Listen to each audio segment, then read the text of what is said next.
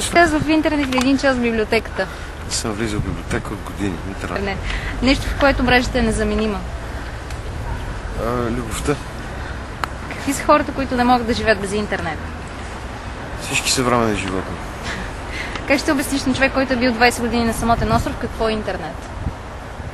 Цък, клик е баси. Кое е откритието, което ще измести мрежата? Телепортацията. Дало, ау или give me five? Как общуваш? Много рано. Телевизор или компютър би изхвърлял? Въдиците. Какъв би бил светът без интернет? Преди 20 години. Какво количество интернет е вредно за здравето? 10 мегабайта. Кое е най-важното нещо, което си научил от интернет? Да общувам с хората. Не на теб. А всичко ли е възможно в мрежата? Абсолютно, аз се ожених в мрежата.